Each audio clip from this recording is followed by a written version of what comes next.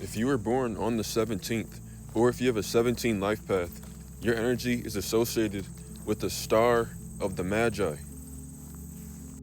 The reason why the number 17 is called the star of the Magi is because number 17 is a combination of the numbers 1 and 7. The number 1 is ruled by the sun, which is a star, and the number 7 represents the Magi because a Magi is a priest or a wisdom keeper. It is somebody who sees through the veil. The veil is the emotions that clouds our judgment and alters the human perception. And so when you combine the number that represents the Magi, which is 7, with the number 1, which is ruled by the sun, which is a star, what you get is the star of the Magi. And then when you add those two numbers up, 1 and 7, what you get is 8. And so ultimately the number 17 is really an 8. And 8 is the number of karma because it's ruled by Saturn, which is the planet of justice. Saturn doesn't give you what you want. It doesn't give you what you desire. It doesn't give you what you don't want. It doesn't give you what you ask for. All it gives you is what you deserve. And the life that you deserve is unavoidable because that's universal law. And so when you combine the energies of 1, 7, and 8, the sun, Ketu, and Saturn, in the case of the number 17, 8, what you get is a person that is destined, because 8 is the number of destiny, fate, to shine, the number 1, through their wisdom, the number 7. The number 17 is the number of fame. There was a study conducted on 100,000 celebrities. And what they found out was that the most common day of birth was the 17th of the month. The most famous basketball player of all time, Michael Jordan, born on the 17th of the month. One of the most famous movie stars of all time, Robert De Niro, born on the 17th of the month. The most famous rock star, Elvis Presley, born on the 17th of the month.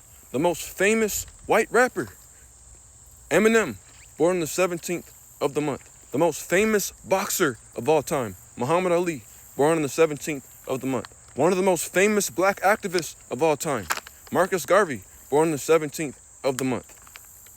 The list goes on and on and on and on. One of the most famous motivational speakers, David Goggins, born on the 17th of the month. 17 is the number of fame. But just because you're a 17 doesn't mean that you're going to be famous. 17s are destined to shine when they use the wisdom of the number 7. That is when they will shine.